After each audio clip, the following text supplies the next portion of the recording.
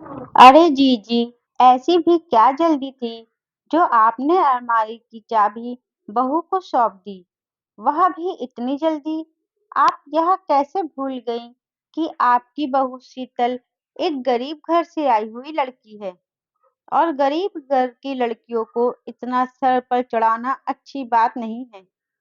हो सके तो अपने घर की तिजोरी की चाबी अपने कमर में बांधे रखो, वरना बहू कब सारी चीजों पर कब्जा कर लेगी, आपको पता भी नहीं चलेगा। शांति जी ने अपनी जेठानी कोमल जी से कहा।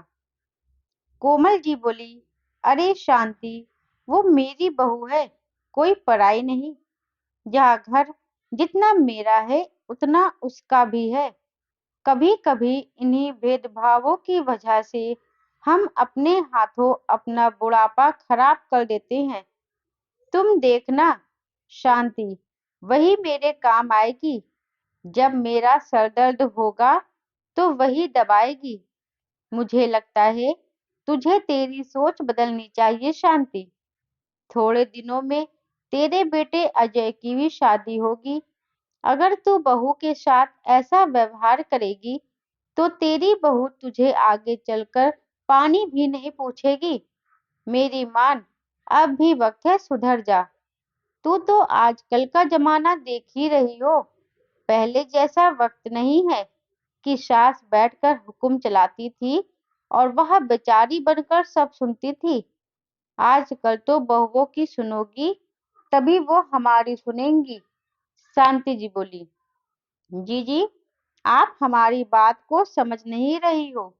मैं कहना चाहती हूँ कि शीतल बहू को शादी किए हुए अभी 3 महीने ही तो हुए हैं और छोटे घर की लड़कियां जिन्होंने अपने मायके में कुछ ज्यादा देखा नहीं होता है, ससुराल में आकर इतना पैसा देख लेती हैं तो सिर पर चढ़ जाती हैं।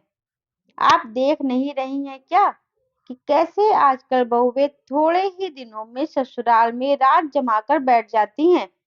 जानती हैं ऐसा क्यों होता है? हमारी लापरवाही के कारण। हम तो पहले इनको अपना बेटा दे देते हैं और फिर घर तिजोरी की चाबी। फिर थोड़े बहुएं हमको पूछने वाली है, इनको जो चाहिए होता है वह सब तो हम दे देते हैं। फिर हम बूढ़े लोगों की कदर क्यों करेंगी आज की जवान बहुएं? जी जी, आप भी अपनी धाक जमा कर रखिए, वरना मेरे बुढ़ापे से पहले कहीं आपका बुढ़ापा खराब ना हो जाए। जी जी, बुरा मत मानना, मगर रिश्ते हमेशा बराबरी वालों से बनाने चाहिए।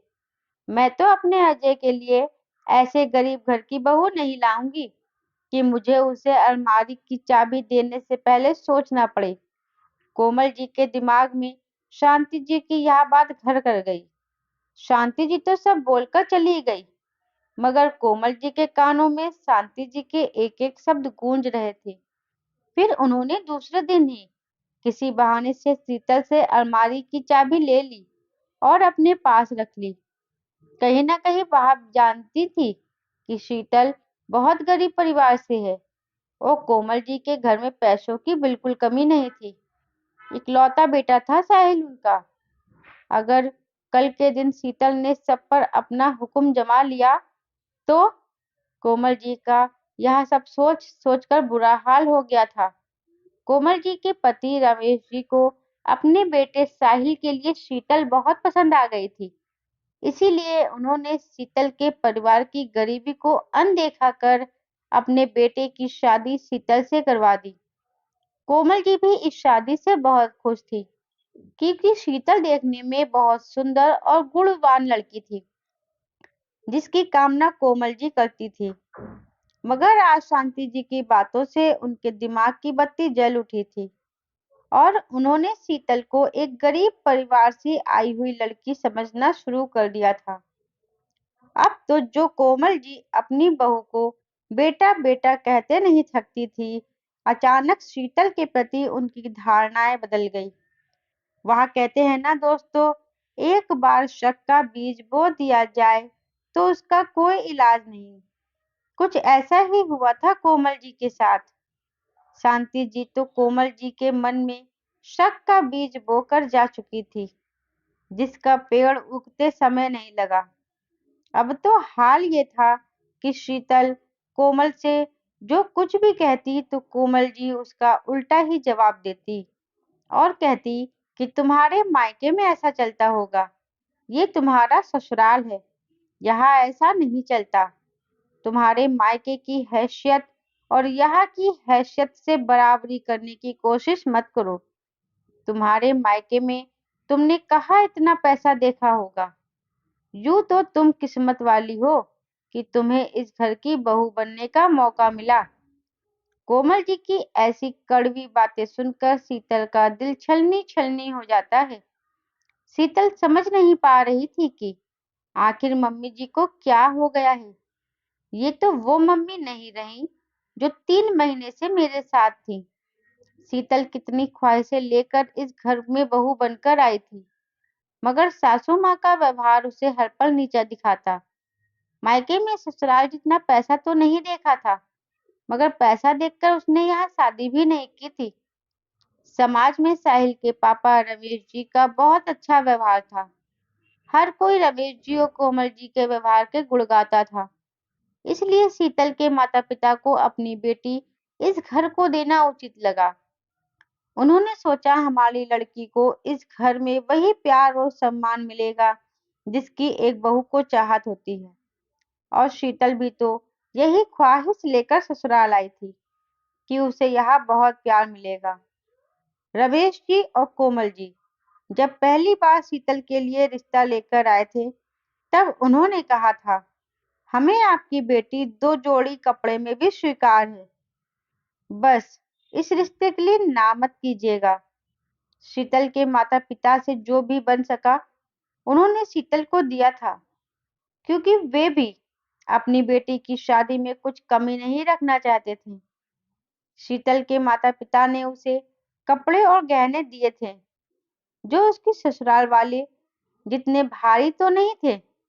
शुरुआती दिनों में तो सब सही चल रहा था, मगर अचानक सासू माँ के बदले व्यवहार का कारण उसे समझ नहीं आ रहा था। जो सासू माँ मेरे लिए इतने प्यार से रिश्ता लेकर आई थी और बाद के 3 महीने भी इतने प्यार से मेरे साथ रही थी, वहाँ उनका असली रूप था या अभी जो ये दुर्व्यवहार मेरे साथ कर रही है, ये उनका असली रूप है। यह बात शीतल की समझ से परे थी। एक दिन शीतल कोमल जी से बोली, मम्मी जी, मेरे मामा के लड़की की शादी है 2 दिन बाद, तो आप मुझे अलमारी में से मेरे गहने निकाल कर दे देंगी जरा। कोमल जी बोली, क्या जरूरत है मायके में इतने भारी गहने पहनने की। अगर कहीं कुछ ऊंच नीच हो गई तो कौन जवाबदारी लेगा इसकी। शीतल बोली, मम्मी जी, मैं इन्हें संभाल कर रखूंगी, आप चिंता मत करिए। कोमल जी बोली, नहीं बहू, मैं नहीं चाहती कि तू हमारे घर के गहने अपने मायके में पहने। वैसे भी कौन सी इज्जत घट जाएगी तुम्हारे मायके वालों की। उनके खुद के पास वैसे भी है ही क्या। तुझे जो भी भारी गहने दिए हैं हमने दिए हैं, इसलिए तो तू अपने ससुराल की शादी में ही उन गहनों को पहनना। तेरे मायके के प्रोग्राम में पहनने की कोई जरूरत नहीं है। मम्मी जी, मेरे मायके में आप लोगों के पास जितना पैसा है उतना तो नहीं है, मगर प्यार और सम्मान बहुत है। और मैं वैसे भी उन गहनों की बात नहीं कर रही हूँ जो मेरे मायके से मुझे चढ़ाए गए हैं। और हाँ, आप लोगों जितने भारी गहने तो नहीं दिए हैं मेरे माता पिता ने, मगर अपनी हैसियत के अनुसार उन्होंने मुझे जो कुछ भी दिया है वही बहुत है मेरे लिए।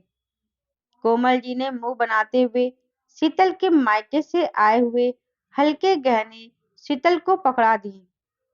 शीतल वही गहने पहनकर अपने मामा के लड़की की शादी में पहुंची, जिसे देखकर शीतल की माँ बोली, बेटा, सारे मायके के गहने ही पहने हैं, तूने अपने ससुराल से चढ़ाए गए गहनों में से एक आधा गहना भी नहीं पहना। क्या बात है शीतल।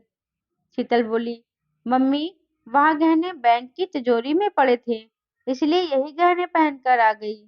शीतल अपनी माँ को सारी बातें बताकर उन्हें चिंता में नहीं डालना चाहती थी।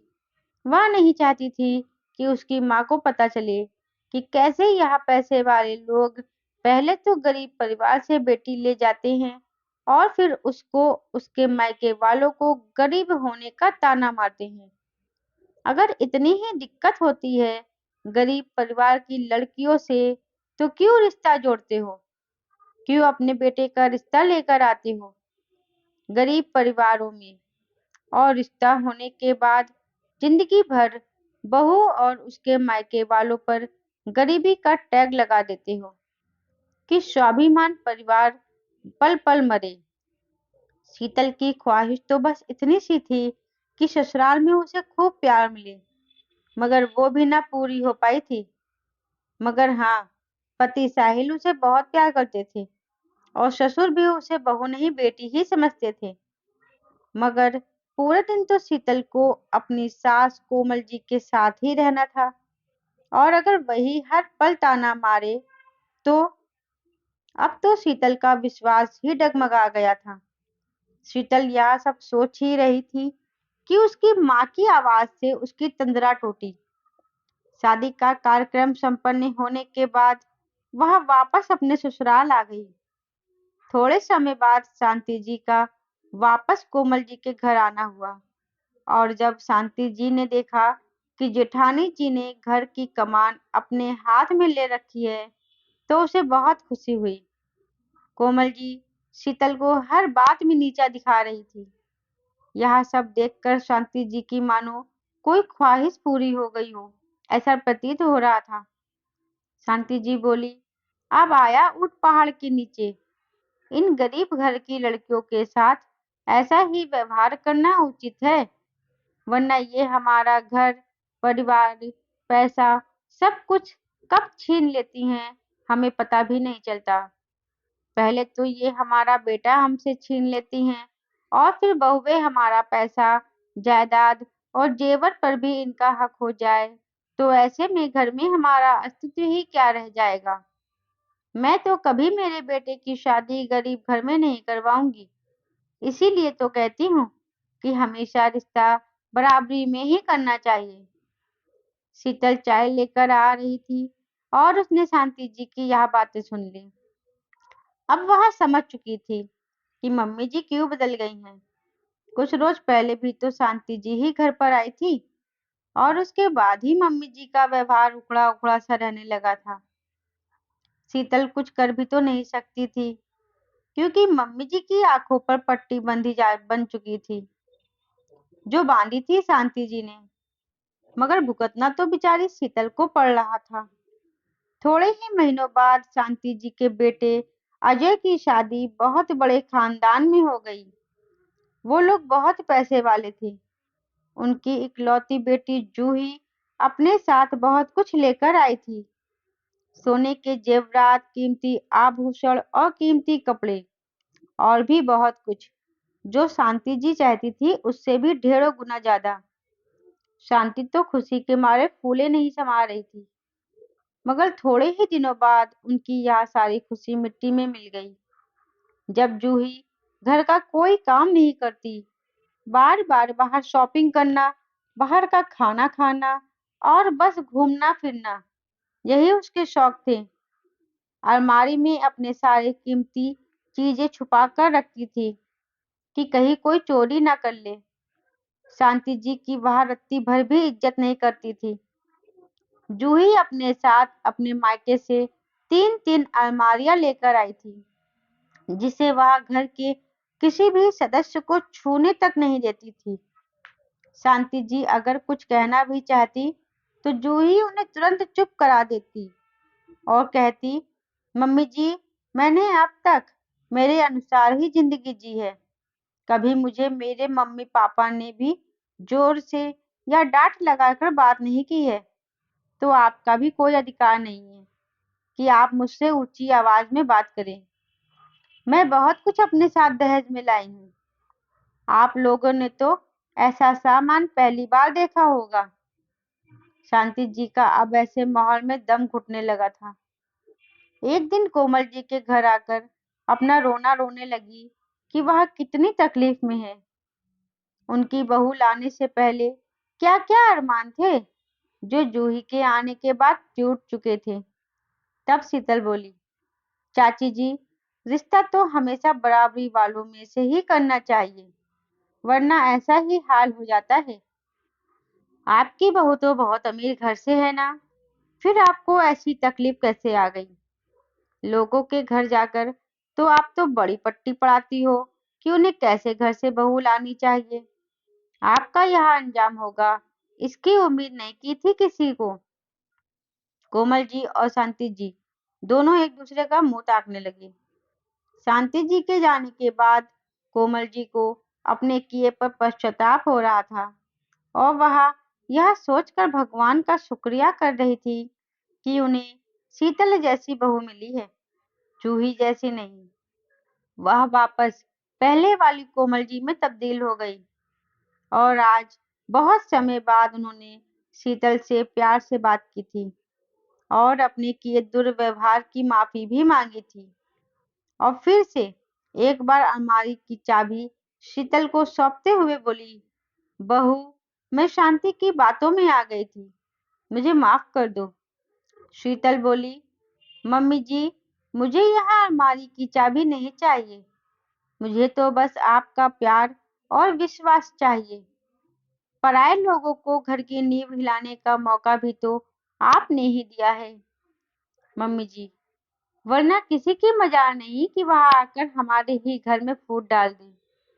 कोमल जी बोली, तुम बिल्कुल सही कह रही हो। काश मैं भी यह बात पहले ही समझ जाती तो मैं तुम्हारे साथ कभी ऐसा व्यवहार ना करती। दोस्तों, कभी-कभी पराए लोग हमारे घर की नींव हिला देते हैं, क्योंकि शायद हम उन्हें वहां मौका देते हैं। इसीलिए हो सके तो कभी लोगों की बातों में ना आएं। लोग तो कभी चाहते ही नहीं आपका घर खुशी से चले, इसीलिए आग लगाने की कोशिश करते हैं। मगर परिवार आपका है, रिश्ते भी आपके हैं, इसलिए आपको अपने दिमाग से काम लेना चाहिए। आपको यह कहानी कैसी लगी, हमें कमेंट के माध्यम से ज़रूर बताएं। और चैनल पर पहली बार आए हैं तो हमारे चैनल को सब्सक्राइब जरूर करें। धन्यवाद।